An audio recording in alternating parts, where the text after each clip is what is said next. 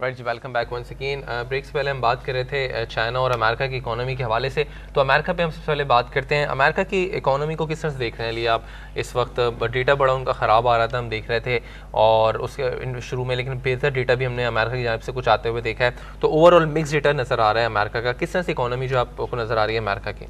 American economy slow down हो रही है। अब जितने भी डेटा जो बिकॉज आपकी जो मेजर जो मुल्क थे जिसमें यूरोपियन यूनियंस के थे और जो आपका चाइना का था, वो इकोनॉमिक स्लो डाउन हो रहा था। इसमें रह गया था आपका यूएस ने अपनी इकोनॉमिक रिकवरी शो करनी थी स्लो एंड स्टडी, मगर उसके अंदर भी स्लो डाउन फिगर्स हमें शो हो रही हैं। आज से तकरीबन 10 साल पहले आपकी अपने बिजनेसेस अमेरिका से मूव किए गए थे तो ऑफशोर, मतलब ये कि अक्रॉस बॉर्डर्स जहाँ पर आपकी कॉस्ट ऑफ लेबर कम पड़े, तो उस वजह से वहाँ पर उनको शिफ्ट किए गए थे। उसकी वजह से सबसे ज़्यादा मेजर प्रॉब्लम ये आया था कि यूएस से जॉब्स काफ़ी निकली थी। अब जो यूएस से जॉब्स निकली तो उनका जीडीपी इनका ख़राब है, अनएम्प्लॉयमेंट रेट इंक्रीज़ हुआ और आपके जो चीज़ें इंपोर्ट करनी पड़ी थी। अब अगर अब देखा जाए तो अब उनकी, अगर हम एंटरप्रेन्योर्स से हम लोग जब बातचीत हो रही होती है तो वही कहते हैं जी हम अपने बिजनेसेस को वापस लेकर आ रहे हैं, क्योंकि जब मेनली उन्होंने इन्वेस्ट किया था चाइना के अंदर जो कॉस्ट है वो बढ़ती जा रही है। क्योंकि एक स्टेज पे आने के बाद जब आप किसी जगह इन्वेस्ट करते हैं तो फिर वहाँ पर आपका जब लोगों को एम्प्लॉयमेंट मिलना शुरू हो जाती है तो एक लेवल के बाद आप जो है ना, पीपल वांट मोर, ठीक है। तो अब वो जिस तरीके से उनकी कॉस्ट बढ़ती जा रही है तो वो यूएस में वापस जा रहे हैं। अगर इस तरह यूएस में वापस आ जाता है डेटा, मतलब जितने भी आपके फर्म्स वापस आना शुरू हो जाती हैं, मेड इन यूएस दोबारा लेबर उन चीज़ों पे लगना शुरू हो जाता है, देन उनकी जो है इकोनॉमी काफ़ी बेहतर होना शुरू हो जाएगी। सेकेंडली इस साल हो जाएगी सेकेंड हाफ में इस ईयर की, या टाइम लगेगा उसमें भी टाइम लगेगा। तकरीबन ये कि 2015 तक हम लोग एक्सपेक्ट करेंगे कि कुछ बिजनेसेस आ जाएंगे, कुछ बिजनेसेस रहेंगे अपने ऑफशोर आइलैंड उसमें एरियाज़ के अंदर।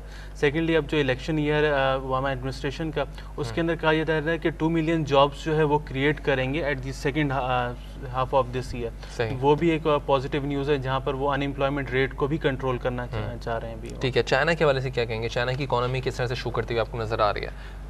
चाइना की इकोनॉमी के अंदर स्लो डाउन आया हुआ है। स्लो डाउन फेज की वजह से सबसे जो मेजर इम्पैक्ट वो आ रही है कि उनके काफ़ी मतलब ग्रोथ, क्योंकि ये लोग एक्सपोर्ट करें, China is an exporting country, वो एक्सपोर्ट करता है यूरो जोन को, जिसकी 20% उनकी एक्सपोर्ट थी यूरो जोन के अंदर। अब यूरो जोन की कंट्रीज़ के अंदर ये सब आपके डिफॉल्टेशन की जब सिनेरियोज आए तो आपकी काफ़ी उनकी एक्सपोर्ट मुतासर हुई है। अब जब जितना भी चाइना का हमारे पास डेटा आता है, PMI और बाकी डेटा आता है, उसके अंदर एक थोड़ा सा ऑथेंटिसिटी का प्रॉब्लम आता है कि उनका कहा जाता है क्योंकि 40% जितने भी बिजनेस है उसके अंदर गवर्नमेंट होल्डिंग्स हैं, ठीक है। अगर गवर्नमेंट होल्डिंग्स हैं तो उसमें जो डेटा है वो कहते हैं जी डेटा भी प्रोड्यूस बाय गवर्नमेंट है, तो इट्स नॉट मतलब थोड़ा बहुत कहीं ना कहीं फैक्टर रहता है कि कुछ ना कुछ हो सकता है इसके अंदर चांस ऑफ इम्प्रूवमेंट, राइट, ठीक है। तो उस वजह से अगर चाइना को देखा जाए, अच्छा चाइना ने एक और इन्होंने स्टेप लिया, वो ये किया कि पहले ये लोग फ्रांस के साथ इनकी पार्टनरशिप थी, अब फ्रांस की जगह से जर्मनी को चेंज करेंगे, जर्मनी के साथ अपनी पार्टनरशिप लॉन्च करना चाह रहे हैं। उससे क्योंकि जो फ्रांस के साथ जो अभी नए इलेक्शन कैंपेन और जो नई गवर्नमेंट है वो इतना इनके लिए फिजिबल नहीं है कि जी उसके साथ मजीद कंटिन्यू कर सके। तो चाइना इस थोड़ा ग्रोथ है चाइना की इकोनॉमी के अंदर, मगर करंटली इसको स्लो डाउन कर रहे हैं। ठीक है, अच्छा IMF के वाले से भी न्यूज़ आई थी, तकरीबन $380 बिलियन से उनका जो फंड थे उसको कहा गया था कि $20 बिलियन मजीद उसके अंदर इंजेक्ट किए जाएंगे, $400 बिलियन तक ये होगा, फिर इसको 430 तक लेके चले गए ये लोग, और ऑलमोस्ट हमने देखा कि फ़ंड को बढ़ा दिया गया काफ़ी। तो इसकी वजह से कमोडिटीज़ पर क्या असर होगा?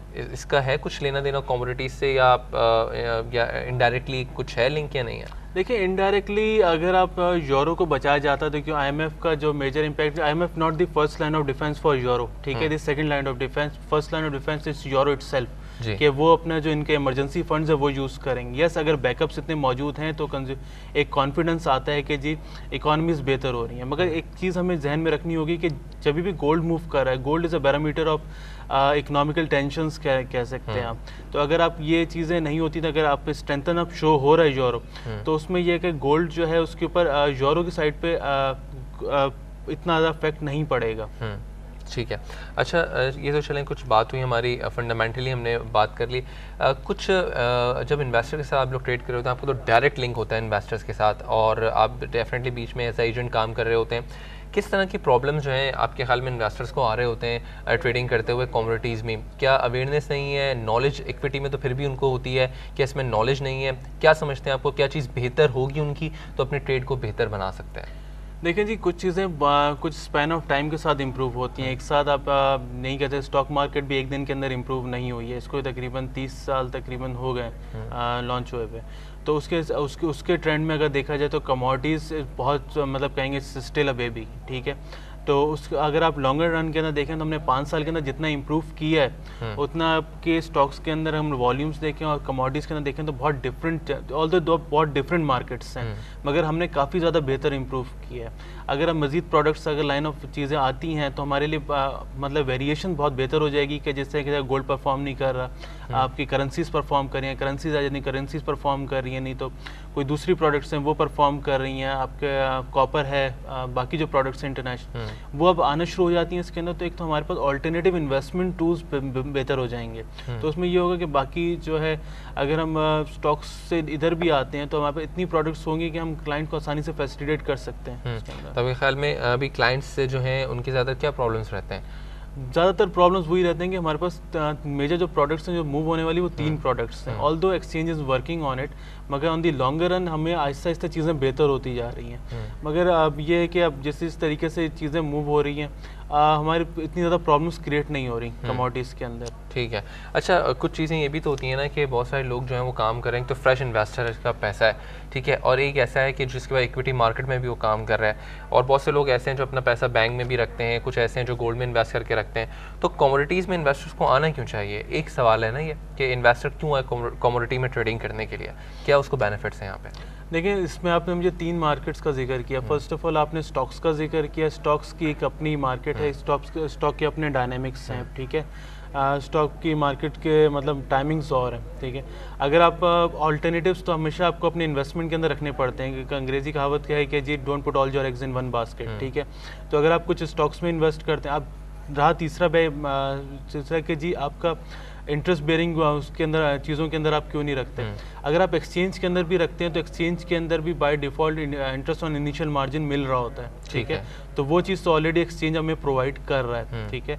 मगर अगर आप कमोडिटीज़ और स्टॉक्स को देखें तो मैं कहूँगा जी दोनों जगह इन्वेस्टमेंट बेहतर है, मैंने तो आप एक जगह इन्वेस्टमेंट करें, क्योंकि कभी कभी ये होता है कि स्टॉक्स भी परफॉर्म कर रहा होता है, कमोडिटीज़ बिल्कुल साइलेंट हुआ हुआ होता है, कभी कभी स्टॉक्स बिल्कुल साइलेंट हो जाए, कमोडिटीज़ परफॉर्म हो रहा था। मगर दोनों के डायनामिक्स, दोनों की मार्केट्स, दोनों की लाइन ऑफ एक्शन बहुत डिफरेंट है। राइट, आपके ख्याल में डाइवर्सिफिकेशन डेफिनेटली होनी चाहिए इन्वेस्टमेंट के लिए, ठीक है।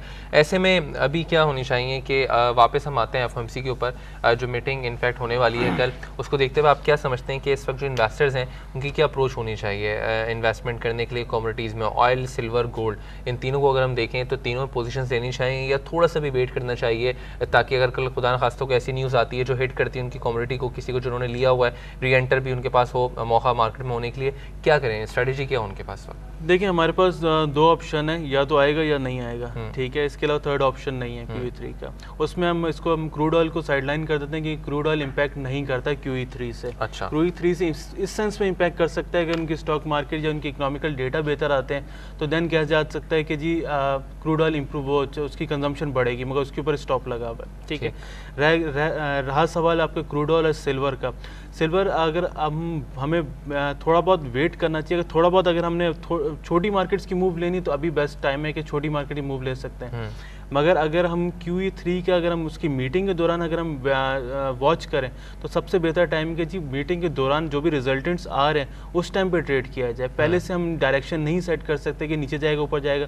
लेट्स सपोज कि हम बाइंग में बैठे हुए और उसका इकोनॉमिक ईजिंग नहीं आती तो एकदम आपको डाउन साइड डिप मिलेगी। तो बेहतर है कि इकोनॉमिक जो आपकी मीटिंग्स है एफएमसी की मिनट्स जब रिलीज हो रहे हैं तो उस टाइम पे आप मार्केट ट्रेडिंग करें, उसको देख कर स्क्रीन के जी what's going on in the market. ठीक है, वो चीज़ें बड़ी इंपॉर्टेंट है।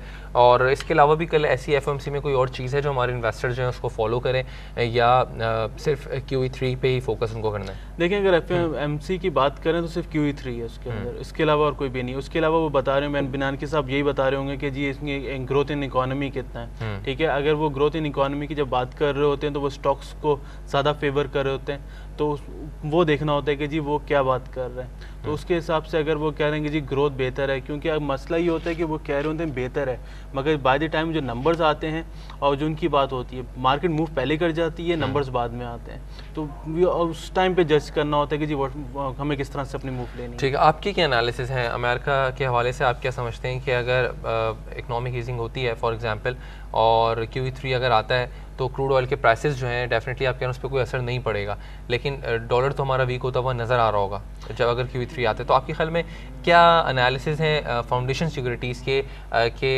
QE3 होगा या नहीं होगा?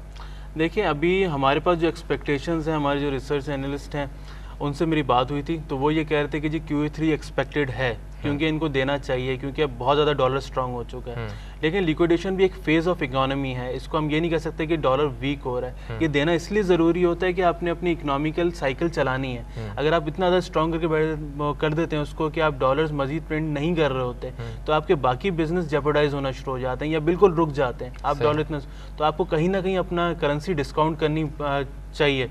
तो वो ये टाइम है कि जहाँ पर उनको डिस्काउंट करनी चाहिए। तो हमारी एक्सपेक्टेशंस ये है कि QE3 में ईजिंग दे देंगे, मगर रियलिटी उस टाइम पे होगी जब QE3 रिलीज सामने चीज़ आ रही है। ठीक है, तो आपने ऐसे में बता भी दिया कि इन्वेस्टर्स को क्या करना चाहिए उस हवाले से, और साथ साथ आपने ये भी बता दिया है कि QE3 के लिए थोड़ा सा वेट करें। कल बड़ा इंपॉर्टेंट है ट्रेडिंग से, आप जो है ट्रेडिंग से पहले आप जो है इनफैक्ट वो ऑन न्यूज़ रहें कि आपके पास जो डेटा आने वाले वो किस कदर इंपॉर्टेंट है। अच्छा, इसके अलावा आखिरी सवाल मेरा आपसे ईरान के हवाले से है। ईरान के इशू को आप किस तरह से देख रहे हैं, खासतौर पर ऑयल प्राइसेस के हवाले से, क्योंकि अभी एक उनकी मीटिंग हुई है, उसका एक पॉजिटिव इंपैक्ट रहा। 23 मई को दोबारा एक मीटिंग होने वाली है बगदाद में।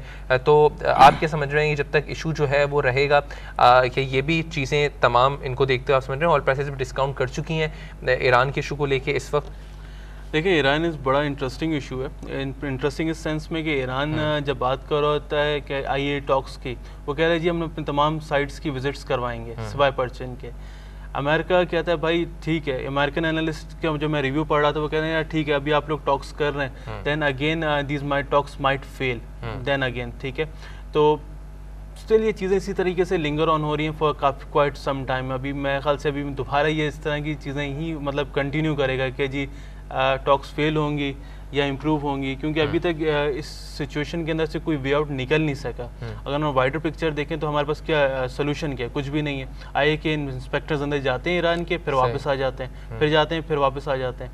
तो वो परचेन का इशू जब तक चलता रहेगा, वो क्रूड ऑयल की प्राइसेस अप एंड डाउन थोड़ा बहुत करेंगे, इस तरह करेंगे। चलें, थैंक यू सो मच। आप हमारे साथ मौजूद रहे अली, और राइट जी थे mister Mohammad Ali Rafiquzzaman Khan, head of commodities from Foundation Securities. और जैसे कि हम बात कर रहे हैं कल डेटा आने वाला है FOMC का, कल भी जो हमारे गेस्ट होंगे उनसे भी हम इसी हवाले से ज़्यादा फोकस करेंगे FOMC के डेटा के हवाले से, क्योंकि वो बड़ा इंपॉर्टेंट डेटा है। और जिसके बाद हमारे एक्सपर्ट्स ये कह रहे हैं कि अगर QE3 होता है तो फिर अब जो गोल्ड के प्राइसेस हैं वो अपसाइड पे काफ़ी हद तक बढ़ती हुई नज़र आ सकती हैं, अगर नहीं होता तो नीचे आती हुई नज़र आ सकती हैं। तो इस हवाले से हम कल भी अपने प्रोग्राम में ज़रूर बात करेंगे, क्योंकि कल ये डेटा जो है वो आने वाला है इंशाल्लाह। कल आपसे सुबह 11:15 बजे होगी मुलाकात। दानिश अब्बासी को दें इजाज़त, लेकिन उससे पहले आप हमारा ईमेल एड्रेस नोट कर लें जो कि है feedback@businessplusTV.pk। I repeat, feedback@businessplusTV.pk। Danish Abbasi को दें इजाज़त, कल इंशाल्लाह आपसे मिलेंगे। टेक केयर, अल्लाह हाफ़िज़।